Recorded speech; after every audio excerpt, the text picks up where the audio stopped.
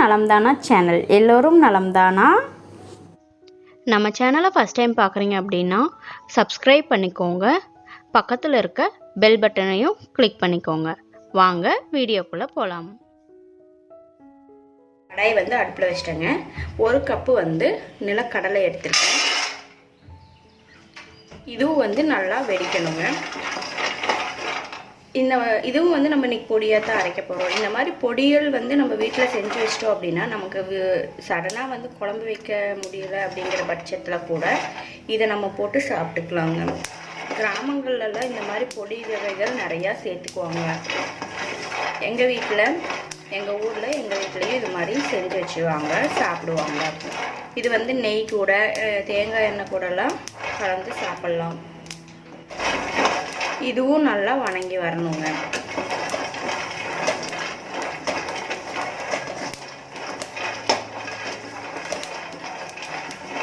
நிலக்கடலை நல்லா சாப்பிடும்போது பால் கொடுக்குற தாய்மார்களுக்கு நிலக்கடலை பொடி நிலக்கடலை சாப்பிடும்போது பால் அதிகமாகுங்க.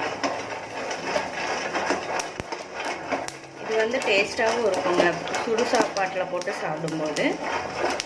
ஸோ இதுவும் நல்லா வெடிக்குங்க. கருக விட்டுறக்கூடாது, நல்லா வெடிச்சா போதும்.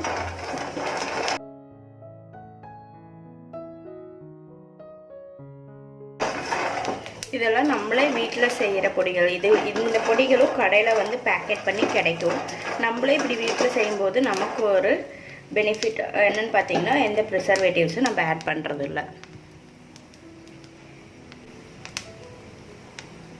இப்போ இதை எடுத்து ஆற வச்சிடலாம். அடுத்தது இந்த வெறும் கடாயில் மல்லி 1/4 டீஸ்பூன், ஜீரகம் ஒரு 4 கடலைப்பருப்பு ஆட் பண்ணிக்கிட்டு மிளகு 2 ஆட் பண்ணிக்கிறேன். அது கூட கருவேப்பிலை தழை, மிளகாய் ஆட் பண்ணிக்கிறேன். இதுகளும் நல்லா வெடிக்கணுங்க. ஸோ இதுவும் நல்லா வணங்கினதுக்கப்புறம் எடுத்துடலாம்.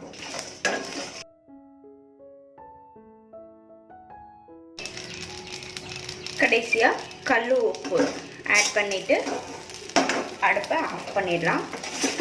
இதையும் நல்லா வணக்கிட்டு ஒரு பிளேட்டில் மாற்றி வச்சுக்கோங்க. ஃப்ரெண்ட்ஸ், இப்போ இதெல்லாம் ஆறிடுச்சு. இதெல்லாம் இப்போ நம்ம மிக்சியில் போட்டு கொரகொரப்பாக அரைச்சி எடுத்துக்கலாம். ஃபஸ்ட்டு இந்த வறுத்து வச்சு இதுகளை ஆட் பண்ணிடுறேன். அடுத்தது கடலை, இதையும் ஆட் பண்ணிக்கிறேன். இதை ரிவர்ஸில் விட்டு தாங்க அரைக்கணும், ஏன்னா இதில் ஆயில் கண்டென்ட் இருக்கு இல்லையா, அதனால். இப்போ அரைச்சிட்டு வந்துடலாம். ஸோ ஃப்ரெண்ட்ஸ் பாருங்கள், அரைச்சாச்சு. ரிவர்ஸில் விட்டு தான் நான் அரைச்சிருக்கேன்.